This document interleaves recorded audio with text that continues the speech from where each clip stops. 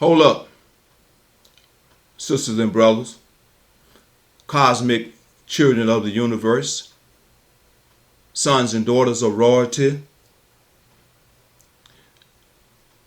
divine electromagnetic sparks of divinity, aboriginal, Alkebulan, African, indigenous, Hebrew Israelite, Moorish, mothers and fathers of humanity, human civilizations and culture. Once again, I, Brother Mwanga Sadaka Mantu Nemsayu Waset, along with the executive engineer, director, and cameraman of MC Productions, the one and only, and second to none, Brother Willie Mike Check Colbert. We greet you, Ma'at Hotep, Namaskar, Ubuntu, Harambe, Amani Na Upendo, which simply means peace and love. And as always, we thank you for interconnecting, ingathering, right? And ingesting what we call the red pill of accurate, holistic knowledge, information, truth, evidence, facts, highly, heavily, and heavily seasoned, spiced and seasoned with unconditional love. Why? So as to psychotherapeutically experience, right, and bear witness to another awesome and amazing, mind-quaking, soul-shaking, spirit-stirring, eye-opening episode of Purge, Purify, and Renew Your Mind. Of Purge, Purify, and Renew Your Mind. We are also, once again, in an humble way, we coming to you from the backwoods, the muddy waters, the sugar ditches, the mosquito swamps, the dirt roads, railroad tracks, rattlesnake plantations, cotton fields, mockingbirds, and magnolia trees of Greenville and Delta, Mississippi.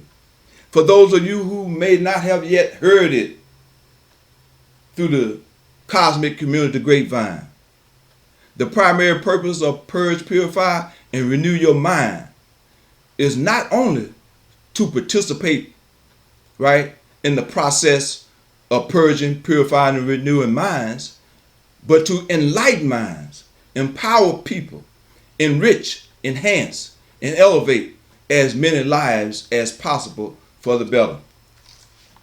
Brothers and sisters, our topic for today, with all that being said, with all of the above being said, our topic for today, or our theme for today, or this episode, is entitled, Culture is More Than Song, Dance, and Fashion. Culture is more than song, dance, and fashion. In this episode, our goal, or we endeavor to just kind of say some foundational statements concerning what culture is, and expand our conception of culture and what we have socially have been socially engineered and conditioned to think and believe and accept what culture is. And very briefly, again, culture is more than song, dance, and fashion, or cuisine, and art and literature. Culture is more than that. As a matter of fact, art, music, literature, cuisine, song, dance, and fashion comes up under one of the key components of culture, which is called creative production. But creative production, as a whole is not the totality of what culture is. And briefly, ladies and gentlemen, brothers and sisters, friends, foes, and so forth and so on, I won't try to be too long, or I won't be long. You know, I just want to do like one of the blues songs say, just hit it and quit it. But bring substance to this definition and meaning of culture. Dr. Maulana Karinga, one of our great elder scholars, has informed us that there are 7 core components or areas of culture, and these components are how can I say it, are components of all people who possess and have a culture. And he defined those 7 core areas as history, right? That's 1. Then 2 is what we may call religion or spirituality and or moral ethics of a people. 3, a people's social organization, right? 4, a people's economic organization. 5, a people's political organization. And 6, which is creative production, and that's the one that most people have in our minds through, as I stated, through social engineering and social conditioning, that's culture. But that the art, literature, music, song, dance, cuisine, the way we cook food, music, comes up under the 6th area, which is creative production. And then the 7th component or area is called ethos. Ethos is the psychological, the way people psychological see themselves as a result of the other 6 areas. And all people have what is called culture. And once again, repetitionally, the culture consists of those 7 components: history, religion or spirituality, what did I say? Religion, spirituality, and moral ethics. Pardon me. Social organization, economic organization, political organization, creative production, and ethos. But in a nutshell, culture is the total way of life of a people. The total way of life of a people. A people's culture is how they do everything. And in essence, culture is the mentality, the psychological and mental and spiritual orientation of a people. And all people have a culture. Is their mental, psychological, and spiritual orientation towards themselves, towards nature, and towards the cosmos. And since culture is a mental and spiritual orientation that's unique to a people, when a people have been robbed of their culture or have been hit in the head and lost the knowledge of their culture, that people are practicing and living the culture of another people.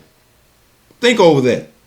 And if a people are living the culture of another people, which is the mentality, the psychology, and the spiritual orientation or religious orientation of another people, then that people are out of their minds.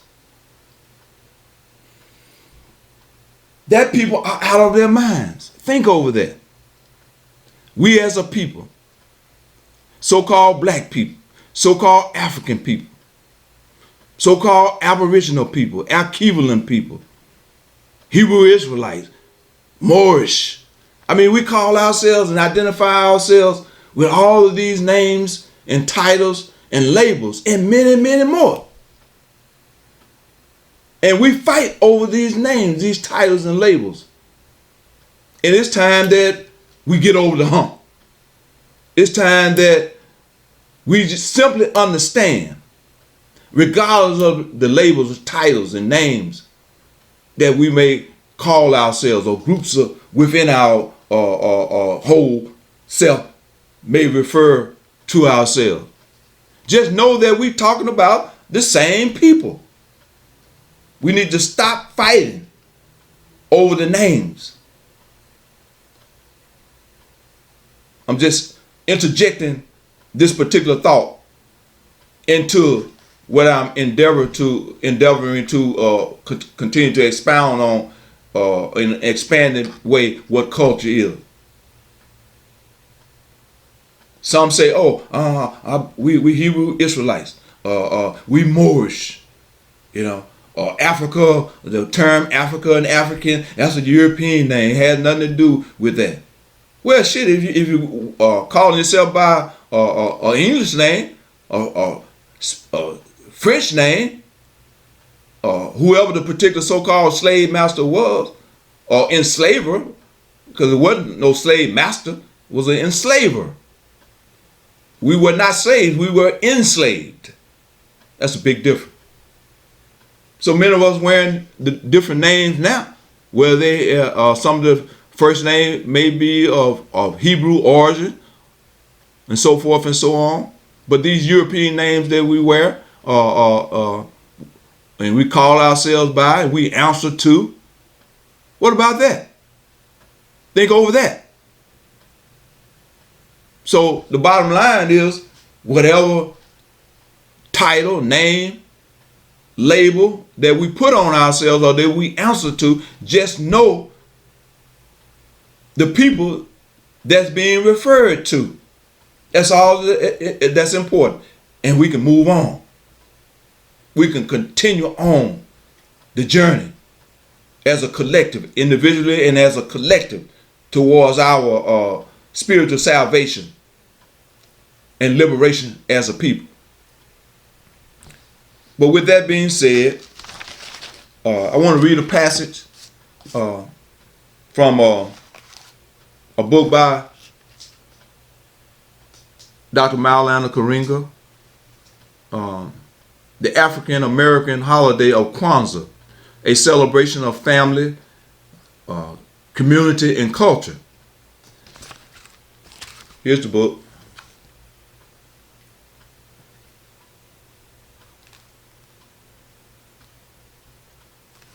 Okay. On page 28, dealing with culture, his definition is this. And he created an organization, or established an organization during the 60s called the US organization. So he began this paragraph all by saying us, the US organization, defined culture in its fullest sense as the totality of thought and practice by which a people create itself, celebrates, sustains and develops itself, and introduces itself to history and humanity. Culture for us, then, is not simply the fine art, but the totality, as I stated, of thought and practice of a people, which occur in at least 7 fundamental areas. And I repeat those 7 core areas again: history, religion or spirituality or moral ethics, social organization, economic organization, political organization, creative production, and ethos. Ethos is, once again, the collective psychology which results from activity in the other 6 areas. He further on says, US organization further define culture in terms of its view and value dimensions and the quality of practice that proceeds from these. It maintains that the quality of social practice is directly related to the quality of cultural vision and values. Values here are defined as categories of commitment and priorities, which enhance or diminish human possibilities. And finally, he says, in a word, what a person determines as important and puts first in his or her life determines the human quality and direction of that life. And as it is with a person, so it is with a people. End of quote. Wow. Wow. So, brothers and sisters, as I wind this little topic or theme down, just be mindful and do some homework and research and study and sit down and quiet meditation and reflection and examine this topic or theme that culture is not, or culture is more than song, dance, and fashion. Meditate upon it. Vitally important. And briefly here, again, as I'm using two reference books, as I held up the book, The African American Holiday of Kwanzaa, a celebration of family, community, and culture by one of our esteemed scholars, Dr. Maulana Karinga. And also, I want to read a few passages from great ancestor, Dr. Amos Wilson. And this was his last book or manual that he presented to us as a people. I don't know if you can see it. It's kind of worn and torn. But the title of it is a Blueprint for Black Power, a moral, political, and economic imperative for the 21st century. And in my own train of thought, I always add to the subtitle, I say a moral, spiritual, political, and economic imperative for the 21st century. But on page 67 of this almost 900 pages of information and documentation on power, and that's why Dr. Wilson entitled the book Blueprint for Black Power. Blueprint. Don't run from the word black.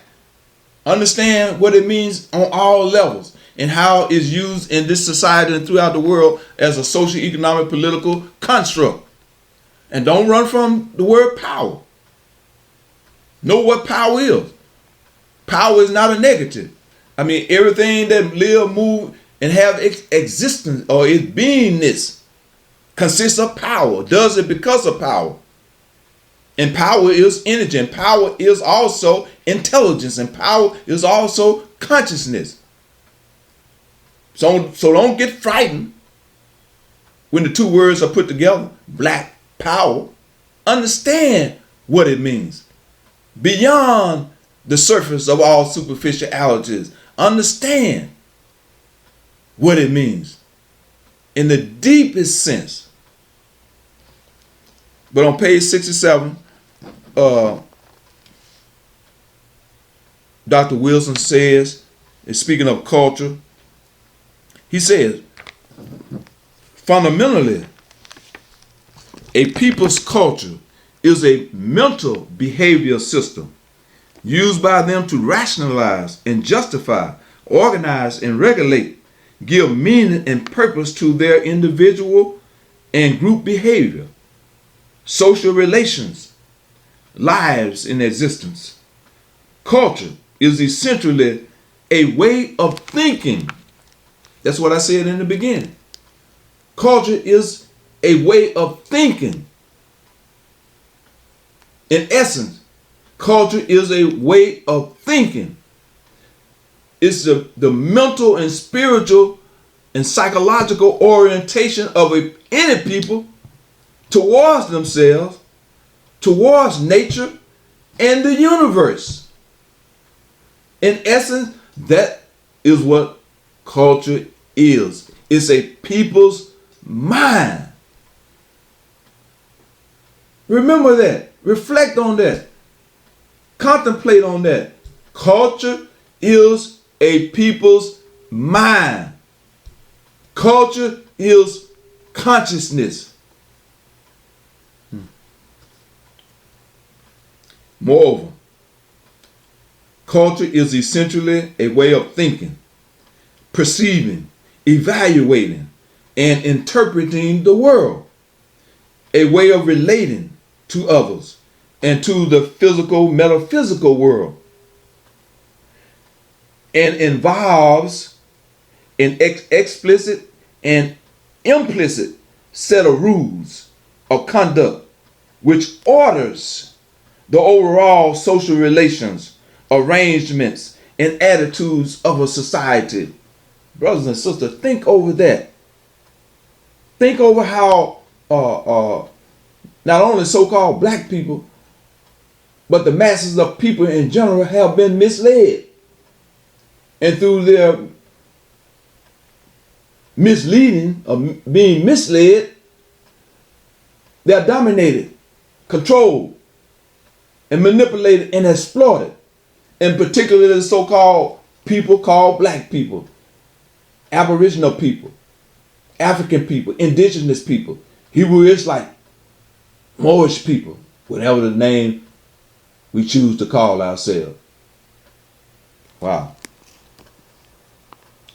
Moreover, Dr. Wilson says, great ancestor and personal friend Dr. Wilson says, the power generated by such social relations, arrangements, or alignments and attitudes is utilized for maintaining and enhancing the well-being and integrity of the society or of a people, for procuring, processing, and producing the material and non-material products characteristics of the society or of a nation or of a group of people, and for substantiating its abilities to defend and enhance its interests in cooperation with or in opposition to other societies or groups.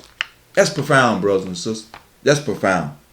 Get the book, buy the book, purchase the book, because one day it will not be in print or it will not be available to us. You can get it regardless of the price, sacrifice at this time, because the price continue to go up on many relevant books and information that we need. The price is going to be sky high. It's getting sky high, and eventually they will be out of print. So get the books that resonate with the knowledge and truth that's already inside of us. You know, I know we like to say, you know, we already know everything. It's already inside of us. Yes, that's true. Yes, the Akashic records already exist in us. But these books and other information that we may use in whatever form, they are tools, they are instruments to tap and jumpstart the truth, the knowledge, the evidence that's already exists inside of us. That's how it goes. That's how it goes. You know. Because all that, we're fully equipped, and all that we may need to know is already inside of us. But what if you don't know it? What if it's there and you do know it, but then we don't know how to tap it? We don't know how to jumpstart it. We don't know how to raise it up. So everything in the so-called outer world, they're just tools. They're just instruments. Use the tools and the instruments. Learn how to use the tools and the instruments to awaken ourselves. You know, to raise up the Kundalini energy. You know, from the root chakra up to the crown. You know, open it, what most people call the third eye, but it's the first eye, the pineal gland. It's the gland that's formed within the body 3 weeks or 21 days after birth, or within conception in the mother's womb. The first eye, the pineal gland. And just a sideline, you know, the pineal is Osiris, or Asa. The pituitary is Aset or Isis, which is feminine, and Asa is masculine or positive, and Aset is magnetic. That's where the true marriage, the spiritual marriage, has to take place with inside the temple, with inside the body temple, which we are. Each of us is the church, if you want to say it like that, the cathedral. This is the mosque, the synagogue, right? And the Kundalini energy must be raised through the 7 major chakras in our bodies, which Dr. Africa called melanin clusters, which are like wheels, and really they are transformers, you know, whether it be step down or step up the energy. And another sideline thought, which Purge, Purify, and Renew Your Mind. We're going to later on endeavor to deal with these topics individually and explore them more in depth. But for now, think about the Muladhara chakra, or what we may call the root chakra, right? That's located here at the base of the spine. And the so-called Kundalini energy is snake-like, is coiled around the spine, lower spine, at the bottom of the spine, 3.5 times. That's the snake. That's the spiritual energy. That's the creative energy. That's the sexual energy, which is the most characteristic evidence of God. Think over that. Meditate on that. Reflect on that. Do some homework. And let's talk about it. Let's talk about it. But the root chakra, that's our grounding. We must be grounded. And I'm working on a paper dealing with how this, comparing our social, cultural history as a people, or any people, with the root chakra. Because in the 3-dimensional so-called world, the Muladhara roots us into Mother Earth, or Geb, or Seb, G-E-B or S-E-B. And I don't know anyone, as I jokingly but not funny, sometimes state that I don't know anyone that doesn't urinate, defecate, eat, sleep, and so forth and so on, that exists in the what we call the 3-dimensional. Regardless of how spiritual any of us may call ourselves or think that we may be, you still eat, sleep, urinate, defecate, and so forth and so on. So there must be balance, ma'atic balance. I'm paraphrasing. I thought I had the book before me, but it's a biography of Brother Malcolm X, and one of his lieutenants, Brother Benjamin, made a quote of Brother Malcolm in the book, but it goes something like this. I may be paraphrasing. I know I'm talking fast, running my mouth, and skipping here, skipping there, hopping there, here, there, everywhere, but still on point, endeavoring to stay on point, endeavoring to make the point in a language that we all can understand. But the paraphrasing of the quote was something like this, from Brother Malcolm. Don't be so material minded that we forget about the spiritual aspect. And don't be so spiritual minded or religious that we forget about the material, physical, 3-dimensional aspect of life. The bottom line, he says there must be balance. Balance. And when I read that quote in exact as it was stated, my mind automatically went to Ma'at. Because Ma'at, the ancient Kemetic symbol of Ma'at, the female with the ostrich feather, along with the weighing of the heart and so forth and so on, represented 7 principles or 7 components, basic components: truth, justice, righteousness, order, balance, right? And reciprocity.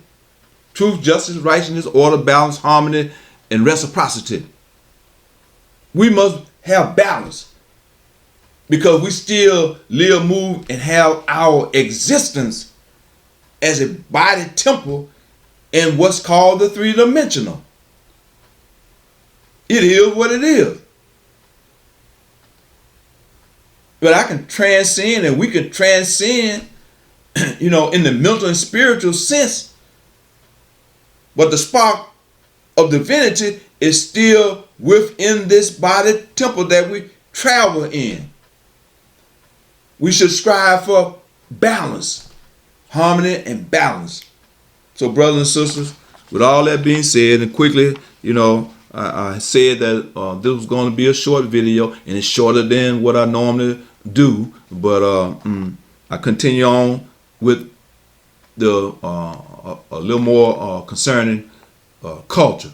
And this is Dr. Wilson again on page 68 of his book, Blueprint for Black Power.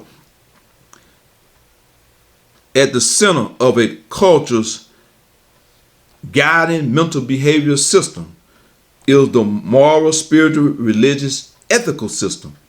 That is, he says, its attitude concerning right and wrong, feelings and conduct, its acknowledgement of a deity, or God, or spiritual force, or divine, preeminent, cosmic, or universal principles, in a related system of beliefs, faith, so-called worship, ritual, and practical piety, as well as a doctrine or system of morals, or moral philosophy and code of moral behavior, precepts.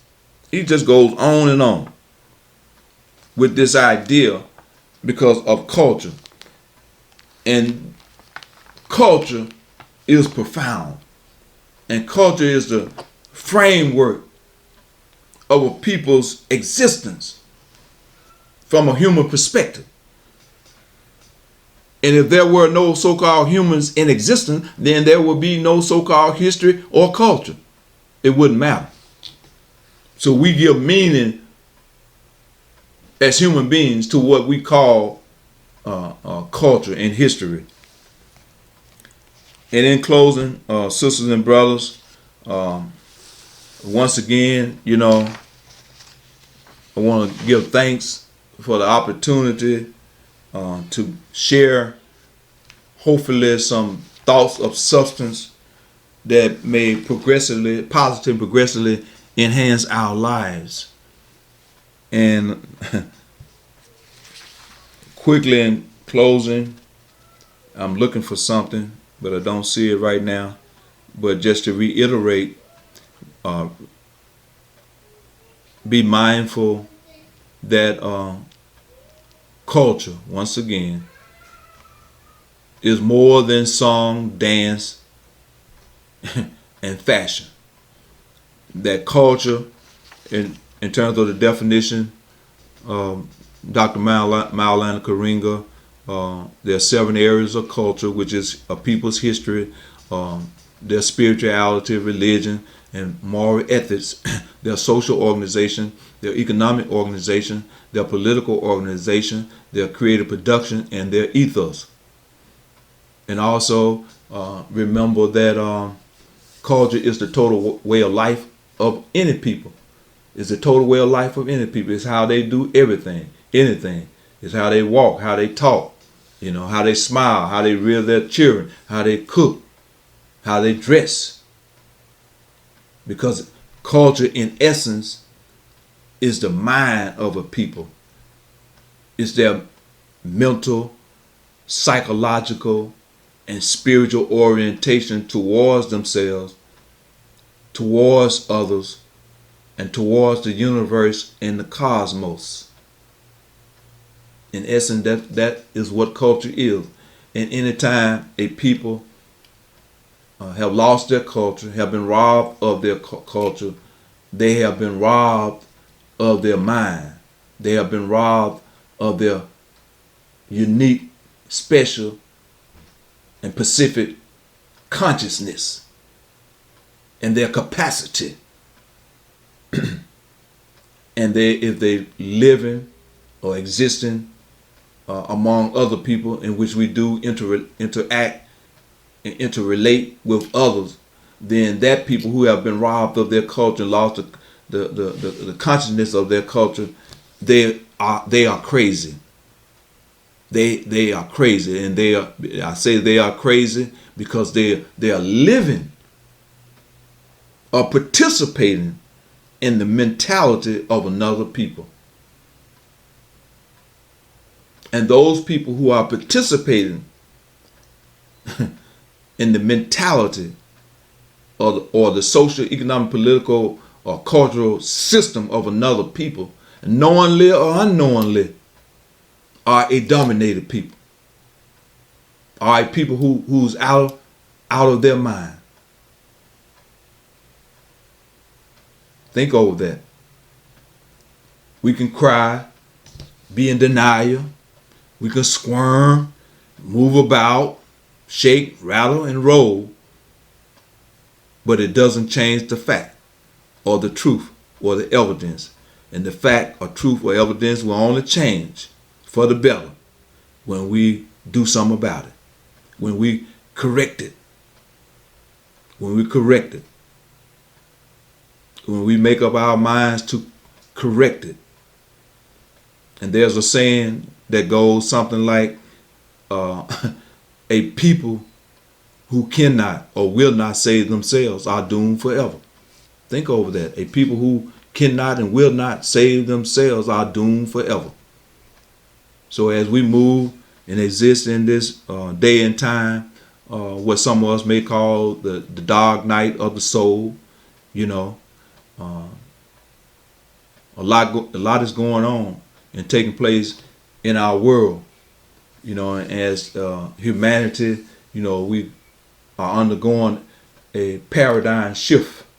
We don't exist in the old Piscean age anymore.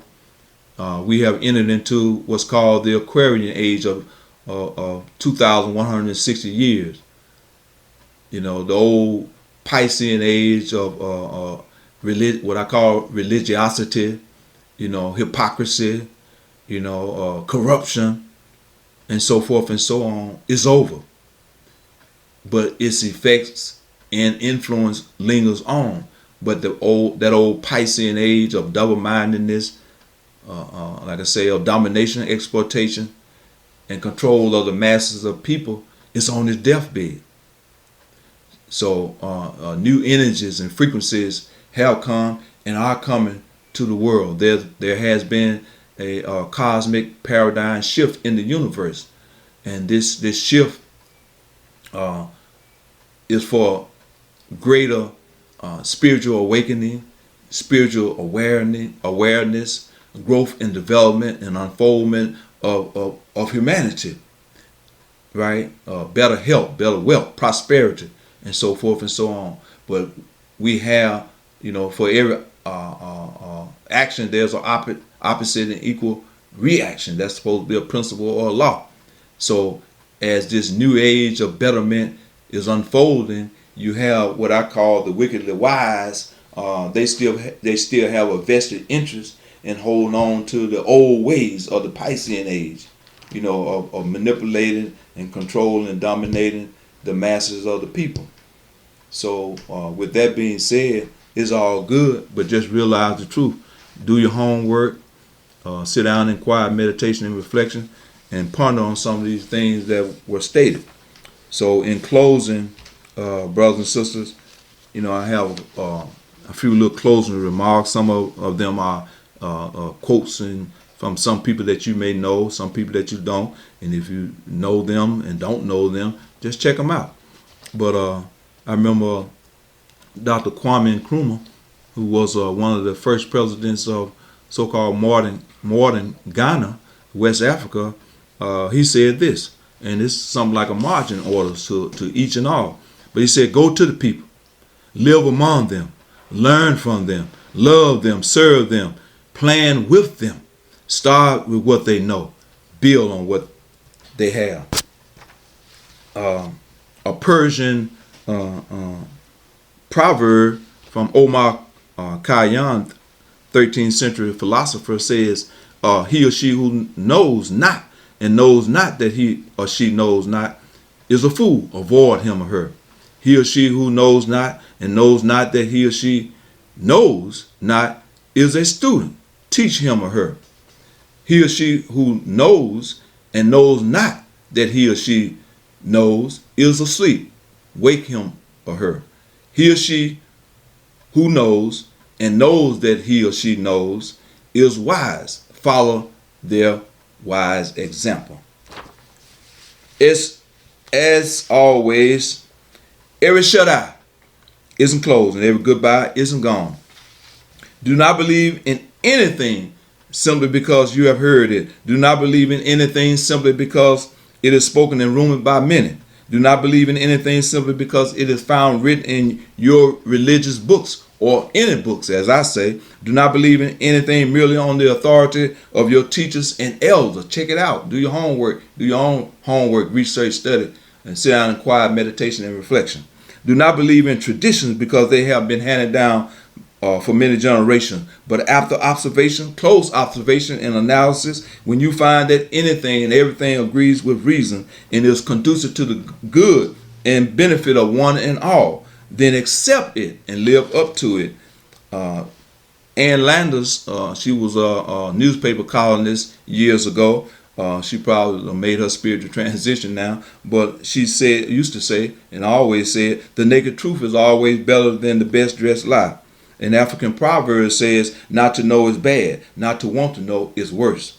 Brother James Baldwin, one of our great ancestors now, he was a profound writer, novelist, and an essay writer.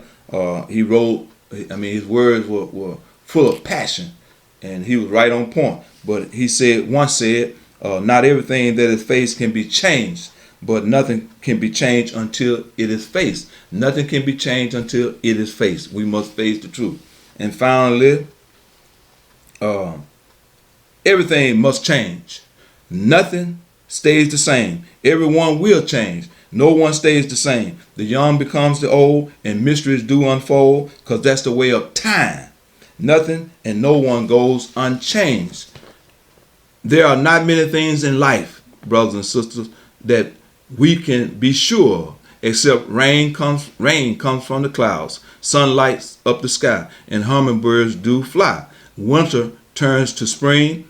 A wounded heart will heal, but never much too soon. Yes, everything will change. The young becomes the old, and mystery do unfold, because that's the way of time. Nothing and no one goes unchanged.